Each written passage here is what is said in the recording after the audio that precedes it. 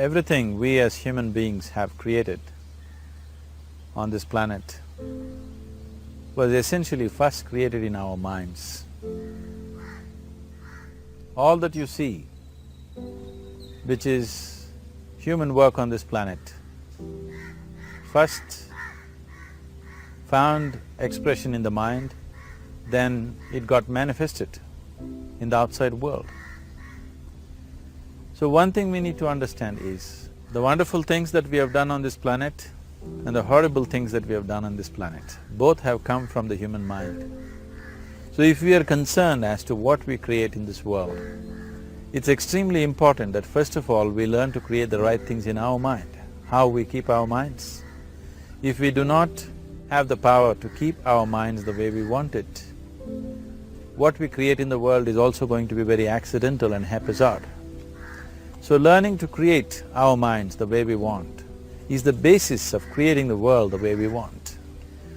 There is a wonderful story in the yogic lore. On a certain day, a man took a walk. He went for a long walk. Accidentally, unawares, he walked into paradise. Fortunate, isn't he? He just took a walk and he landed up in paradise. After this long walk, he felt little tired. So he thought, oh, I'm tired, I wish I could rest somewhere. He looked around, there was a nice tree, underneath which there was very cushiony grass. So it was inviting. He went and put his head down there and slept. After a few hours he woke up, well rested, and he thought, oh, I'm well rested, but I'm feeling hungry, I wish I had something to eat. And he thought about all the nice things that he ever wanted to eat in his life. And instantly, all those things appeared in front of him. You need to understand, there the service is like that. Hungry people don't ask questions. Food came and he ate. Stomach became full. Then he thought, oh, my stomach is full, I wish I had something to drink. All the nice things that he ever wanted to drink, he thought about it and all of them just appeared in front of him. Drinking people also don't ask questions, so he drank. Now with a little bit of alcohol in him, you know Charles Darwin told you, all of you are monkeys, your tail fell away. Not me, Charles Darwin told you that you were all monkeys and your tail fell away and then you became human. Yes, definitely the tail fell away, but the monkey… In yoga, we always refer to an unestablished mind as markata, which means a monkey. Why we are referring to the mind as a monkey is, what are the qualities of a monkey? One thing about a monkey is, it's unnecessary movement. And another thing about the monkey is, if I say you're monkeying somebody, what does it mean? Imitation. Monkey and imitation have become synonymous. So these two essential qualities of a monkey are very much the qualities of an unestablished mind. Unnecessary movement, you don't have to learn it from the monkey, you can teach it to the monkey. And imitation is full-time job of the mind. So when these two qualities are on, a mind is referred to as a monkey. So this monkey became active within him.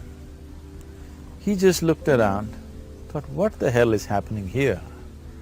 I asked for food, food came. I asked for drink, drink came. There must be ghosts around here, and ghosts came. Oh, the ghosts have come, they're going to surround me and torture me, he thought. Immediately the ghosts surrounded him and started torturing him.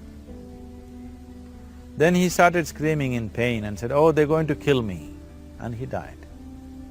Just now he said he's a fortunate being. The problem is he was sitting under a kalpa vriksha or a wishing tree. He asked for food, food came. He asked for drink, drink came. He asked for ghost, ghost came. He asked for torture, torture came. He asked for death, death happened. Now don't go looking for these kalpavrukshas in the forest. You can barely find a tree these days. A well-established mind, a mind which is in a state of samyukti, is referred to as a kalpavriksha. If you organize your mind to a certain level of organization, it in turn organizes the whole system. Your body, your emotion, your energies, everything gets organized in that direction. Once all these four dimensions of you, your physical body, your mind, your emotion and the fundamental life energies are organized in one direction, once you are like this, anything that you wish happens without even lifting a little finger actually. It would help to assist it with activity, but even without doing any activity, you can still manifest what you want if you organize these four dimensions in one direction and keep it unwavering in that direction for a certain period of time. Right now the problem with your mind is, every moment it is changing its direction. It is like you want to travel somewhere and every 2 steps if you keep changing your direction, the question of you reaching the destination is very remote unless it happens by chance. So, organizing our minds and in turn organizing the whole system and these 4 basic dimensions of who you are right now in one direction, if you do this, you are a kalpavruksha yourself. Anything that you wish will happen.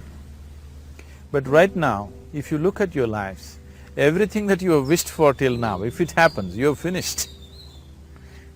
Everything and everybody that you have desired for, if all of that lands up in your house today, could you live with that?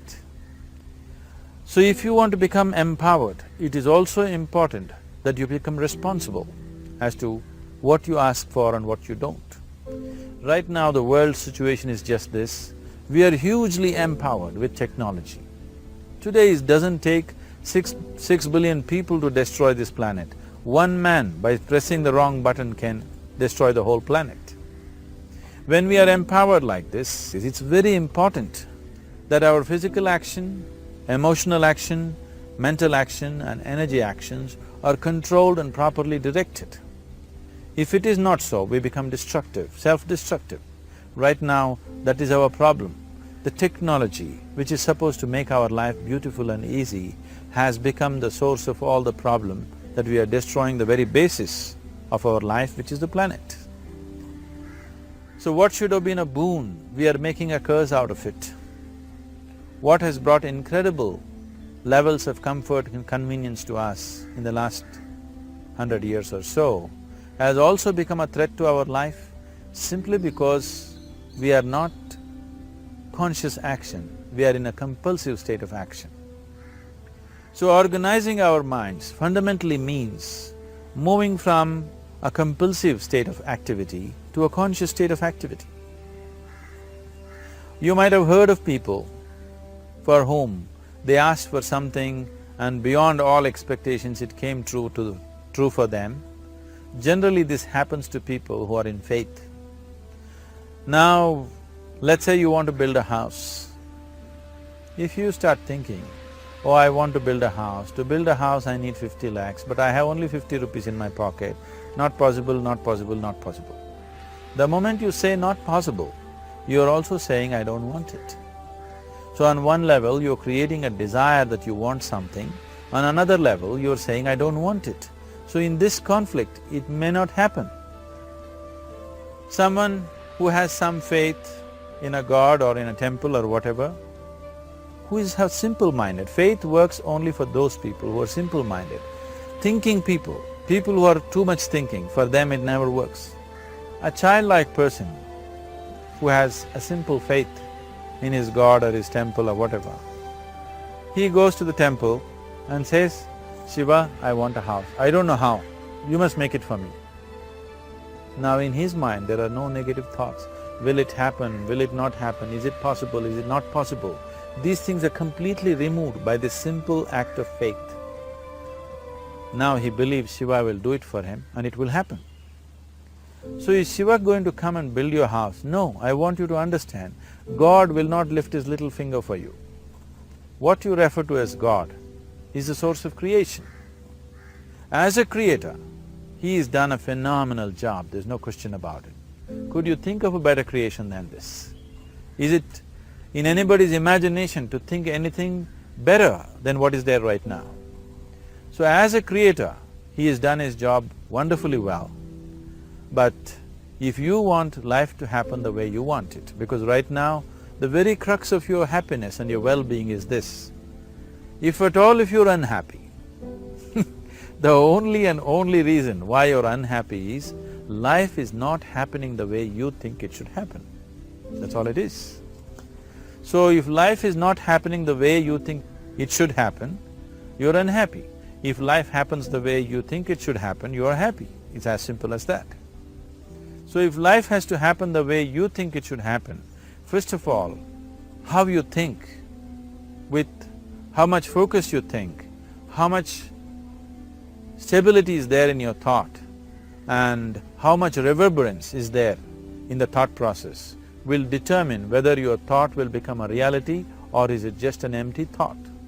Or how you do not create any impediments for your thought by creating negative thought process. Is something possible or not possible? Is destroying humanity. What is possible and not possible is not your business, it's nature's business. Your business is just to strive for what you want. Right now you're sitting here. If I ask you two simple questions, I want you to just look at this and answer this. Right now from where you're sitting, can you just fly off? You say no? Right now from where you're sitting, can you get up and walk? You'll say yes. What is the basis of this? Why you say no to flying and yes to walking? Because past experience of life, many times you've gotten up and walked, never did you fly off. Or in other words, you're using the past experience of life as a basis for deciding whether something is possible or not possible. Or in other words, you have decided that what has not happened till now cannot happen in your life in future. This is a disgrace to humanity and the human spirit. What has not happened till now on this planet can happen tomorrow. Human beings are capable of making it happen tomorrow. So what is possible and what is not possible is not your business. That is nature's business. Nature will decide that. You just see what is it that you really want and strive for that. And if your thought is created in a powerful way, without any negativity, without any negative thoughts bringing down the intensity of the thought process, it will definitely manifest. The whole existence today, modern science is proving, is just a reverberation of energy. It is a vibration. Similarly, your thought is also a vibration. If you generate a powerful thought and let it out, it will always manifest itself. So generally, people are using faith as a means to remove the negative thought. Today, once you have become thinking human beings, your faith is not too deep. It doesn't matter how much faith you think you have, somewhere doubts always crop up. Right now, the way your minds are made, this moment, if God appears right here, you will not surrender to Him. You will want an investigation whether He is really God or not. With this kind of mind, you should not waste your time on faith. So there is an alternative, which is commitment. If you simply commit yourself to creating what you really care for, now once again, your thought gets organized in such a way, there is no such thing as whether it's possible or not possible. There is no hurdle in your thought process. Your thought flows freely towards what you want. Once this happens, making it happen will also naturally follow. So to create what you really care for, first and foremost thing is that what you want must be well manifested in your mind, that this is what I want. Is that what you really want? You must look at it, because any number of things in your life you have thought, this is it. The moment you reach there, you realize that's not it, it's the next one and the next one and the next one. So what is it that one really wants is one thing. First of all, we must explore. Once that is clear, and we are committed to creating it. Now there is a continuous process of thought in that direction. Once you can maintain a steady stream of thought without changing direction, definitely this is going to happen in your life, or it will definitely manifest as a reality in your life. So, either you make this human form into a kalpa vriksha, or you make it into one big mess, which is happening all over.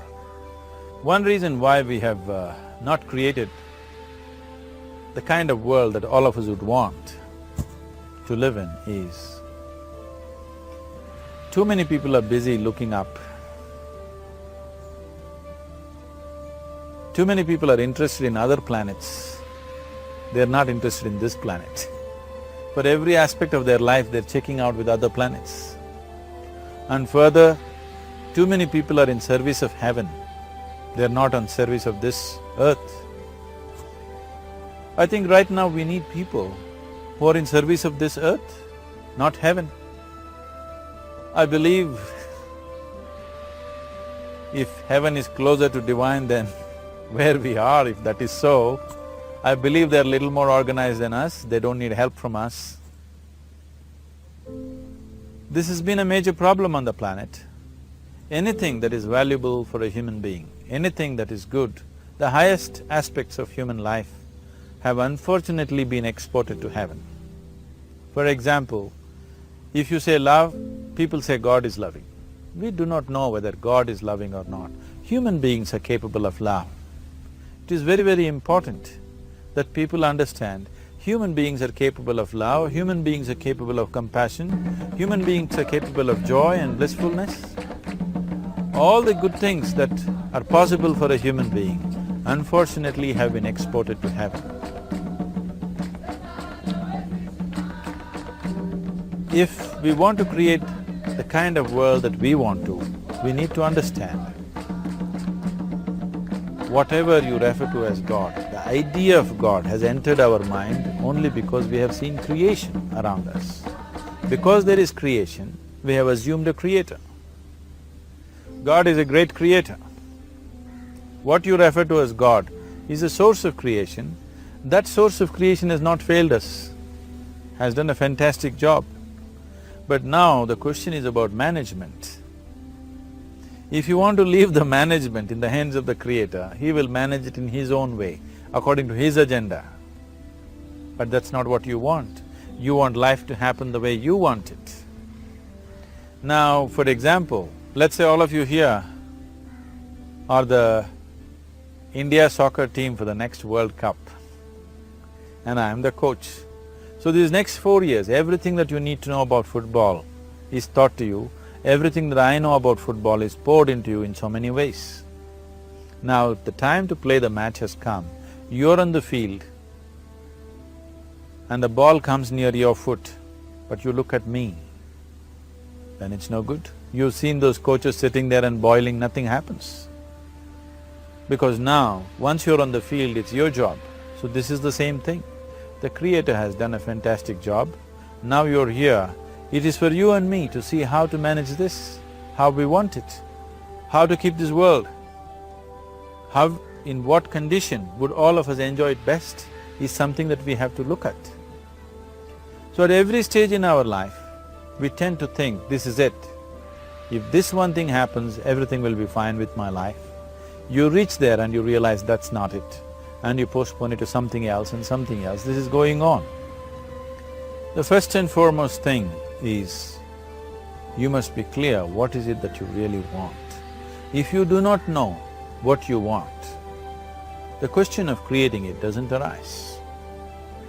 If you look at what you really want, what every human being wants is, he wants to live joyfully, he wants to live peacefully. In terms of its relationships, he wants it to be loving and affectionate. Or in other words, all that any human being is seeking for is pleasantness within himself, pleasantness around him. If this pleasantness, if it happens in our body, we call this health and pleasure. If it happens in our mind, we call this peace and joy. If it happens in our emotion, we call this love and compassion. if it happens in our energy, we call this blissfulness and ecstasy. This is all that a human being is looking for. Whether he is going to his office to work, he wants to make money, build a career, build a family, he sits in the bar, sits in the temple, he is still looking for the same thing. Pleasantness within, pleasantness around. If this is what we want to create, I think it's time we addressed it directly and commit ourselves to creating it. So you want to create yourself as a peaceful human being, joyful human being, loving human being, a pleasant human being on all levels. And do you also want a world like this? A peaceful world, a loving world, a joyful world? No, I want greenery, I want food. When we say a joyful world, that means everything that you want has happened. So this is all that you're looking for. So all that you need to do is commit yourself to creating it, to create a peaceful, joyful and loving world, both for yourself and everybody around you. Every day in the morning, if you start your day with this simple thought in your mind, that today, wherever I go, I will create a peaceful, loving and joyful world. If you fall down 100 times in the day, what does it matter? For a committed man, there is no such thing as failure. If you fall down 100 times, 100 lessons to be learnt. If you commit yourself like this to creating what you really care for, now your mind gets organized. Once your mind gets organized, the way you think is the way you feel, your emotion will get organized. Once your thought and emotion is organized, your energies will get organized in the same direction. Once your thought, emotion and energies are organized, your very body will get organized. Once all these four are organized in one direction, your ability to create and manifest what you want is phenomenal. You are the creator in many ways. Why I am saying you are the creator is, I want you to look at the nature of your life right now. If you eat a banana, in 4 hours' time, this banana becomes a human being. There is something within you, a life-creating process, a process which builds this body. The manufacturer of this body is within. You give him a banana, he makes a human being out of that banana. Transforming a banana into a human being is not a small thing, it is a phenomena. It is just that this phenomena is happening within you unconsciously. If you could only consciously manifest this, making a banana into a human being, you are the creator. You are nothing less than that. As the theory of evolution goes, to make a monkey into a human being, it took millions of years. Over an afternoon, you can make a banana into a human being or whatever else, a piece of bread that you eat, into a human being. So, the very source of creation is functioning within you. If you organize these four dimensions of mind, emotion, body and energy in one direction, the source of creation is with you. You are the creator. What you want to create will happen to you effortlessly. Once you're organized like this, now you are not a mess. You are a kalpa vruksha. You have the power to create what you want. There are tools and technologies as to how to organize this system in such a way that instead of being a psychological mess, you can make yourself into a kalpa vruksha. This culture, these traditions, the whole technology of yoga is just about this, transforming yourself from being just a piece of creation to the creator himself. This is not in search of God, this is in search of becoming a God.